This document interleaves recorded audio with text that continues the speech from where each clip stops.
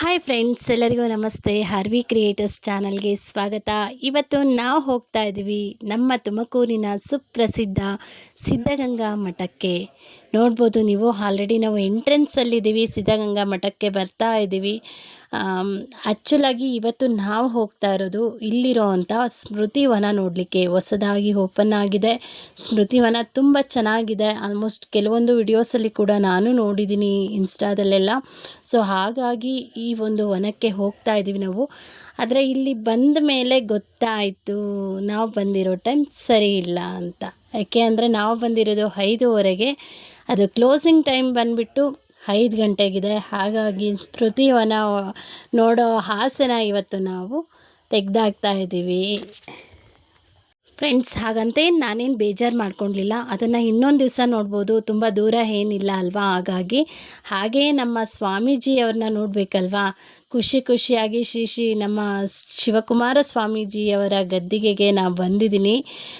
ಸ್ವಾಮೀಜಿಗಳನ್ನ ನೋಡೋದೇ ಒಂದು ಕಣ್ಣು ತುಂಬಿಕೊಳ್ಳೋದೇ ನಮಗೆ ಒಂದು ದೊಡ್ಡ ಅದೃಷ್ಟ.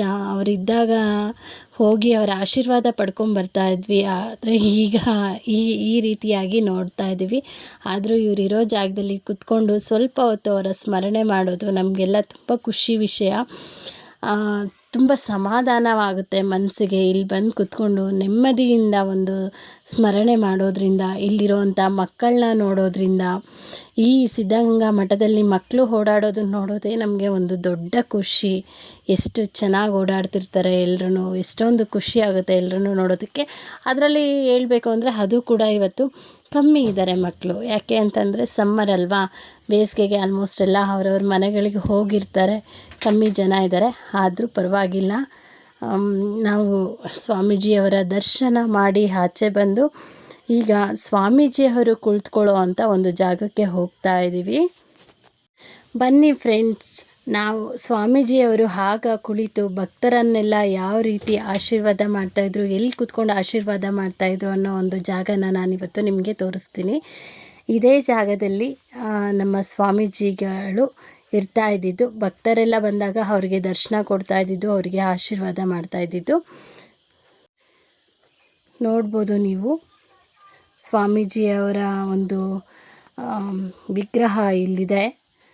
ಅವರು ಕುಳಿತುಕೊಳ್ತಾ ಇದ್ದಂಥ ಜಾಗ, ಮತ್ತು ಅವರು ಕೈ ಇಟ್ಕೊಂಡು ಬರಿತಾ ಇದ್ದಂಥ ಇದು, ಅದೆಲ್ಲ ತುಂಬಾ ನೋಡಿದ್ರೆ ಮನಸ್ಸಿಗೆ ತುಂಬಾ ಒಂದು ನೆಮ್ಮದಿ ಕೊಡುತ್ತೆ. ನಮ್ಮ ಸಿದ್ಧಗಂಗಾ ಮಠ ಎಷ್ಟು ಒಂದು ಸುಪ್ರಸಿದ್ಧವಾದ ಮಠ. ಈ ಒಂದು ಮಠ ನಾವು ತುಮಕೂರಲ್ಲಿದ್ದೀವಿ ಅಂತ ಹೇಳ್ಕೊಳ್ಳೋದಕ್ಕೆ ಒಂದು ತುಂಬ ಖುಷಿಯಾದ ವಿಚಾರ.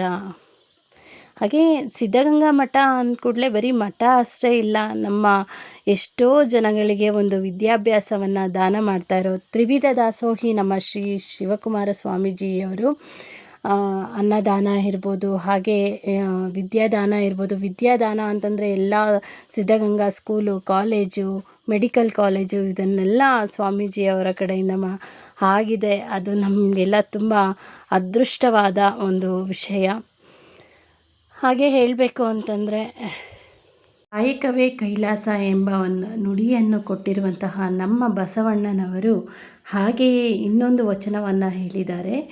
ಲೋಕದ ಡೊಂಕ ನೀವೇಕೆ ತಿದ್ದುವಿರಿ, ನಿಮ್ಮ ತನುವ ಸಂತೈಸಿಕೊಳ್ಳಿ, ನಿಮ್ಮ ಮನವ ಸಂತೈಸಿಕೊಳ್ಳಿ, ನೆರೆಮನೆಯ ದುಃಖಕ್ಕೆ ಅಳುವವರ ಮೆಚ್ಚ ಕೂಡಲ ಸಂಗಮ ದೇವ. ಆಹಾ, ಎಷ್ಟು